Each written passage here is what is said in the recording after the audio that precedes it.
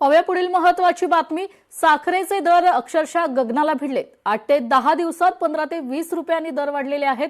साखरेच्या दरवाढीमुळे चहाप्रेमी आता नाराज झालेले पाहायला मिळत आहेत। याचा आढावा घेतलाय चहाप्रेमींशी देखील संवाद साधले आमचे प्रतिनिधी अभिराज उबाळे यांनी। पाहूया। नवीन साखर हंगाम सुरू होण्याला अजून 2 महिने बाकी आहेत आणि देशामध्ये साखरेची मोठी टंचाई निर्माण झालेली आहे आणि या टंचाईमुळे साखरेचे दर गगनाला भिडले आहेत। अवघ्या 8 ते 10 दिवसांमध्ये या ठिकाणी आपण पाहतो की मागील 8 दिवसापासून चहाचे रेट या ठिकाणी वाढलेले आहेत। आधी आम्ही 20 रुपयाला चहा प्यायचो, आता 40 रुपयाला चहा झालेला आहे आणि आम्ही हॉटेल व्यावसायिकाला विचारतो ते सांगतात की व्यावसायिक गॅस सुद्धा महागलेला आहे, साखर महागलेली आहे आणि चहाची पावडर पण महागलेली आहे। त्यामुळे आम्ही दिवसातून 3 ते 4 वेळा चहा पित होतो आणि आता आम्हाला अर्धा चहा प्यायची वेळ आलेली आहे आणि आमच्या ह्या रोजच्या तलब भागवण्यासाठी आम्ही दिवसातून या ठिकाणी येऊन चहा पितो। चहा महाग झालाय त्यामुळे बजेट सगळं कोलमडलेलं आहे। अर्धा चहा प्यायची त्यापेक्षा अर्धा कप अजून कमी करण्याची वेळ आलेली आहे। साखर दर वाढले, चहा वाढले, दूध महागला आहे, चहा पावडर महागलेली आहे। त्यामुळे चहाची तलब आता अल्पावधी ठेवावं लागणार आम्हाला। नक्कीच तर आपण या ठिकाणी पाहिलं की जे चहाप्रेमी आहेत ते आपले तलब भागवण्यासाठी चहा पित होते, आता त्यांच्या कपामध्ये अर्धा चहा आपल्याला पाहायला मिळत आहे। अभिराज उबाळे, लोकशाही मराठी, पंढरपूर।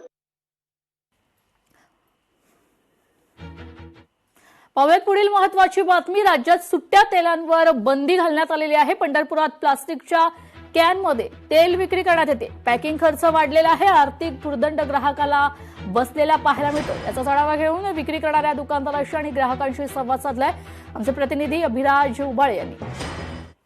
ग्राहकांना निकृष्ट दर्जाचे तेल, भेसळयुक्त तेल मिळू नये म्हणून शासनाच्या अन्न व औषध प्रशासनाने सुट्ट्या तेलाच्या विक्रीवर बंदी घातलेली आहे। आजपासून हा निर्णय पूर्ण राज्यात लागू केलेला आहे।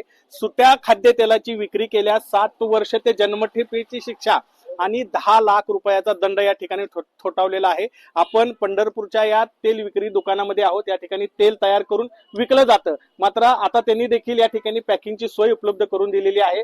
आपल्या सोबत स्वतः या तेल कारखान्याचे मालक आहेत। मला सांगा, तुम्हाला आदेश आलेले आहेत का आणि तुम्ही त्याची अंमलबजावणी सुरू केलेली आहे? याचे आदेश निजेचे काळ अगोदरच आलेले आहेत, पण आज त्यांनी हे जो नेम काढलेला आहे कडक अंमलबजावणी करा म्हणून आम्हाला तसे आदेश आलेले आहेत।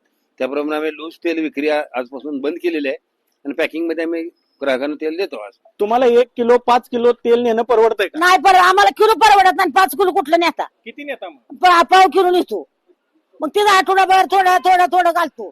तुम्ही ताटाला तेवढं घालवलं तर आम्ही कालवणाला तेवढं घालवतोय आणि खातोय म्हणून जगतोय। काय तर मग असं केलं तर सरकारनं काय केलं? सरकारनं काही सरकारनं केलं नाही, समजू मागवलं।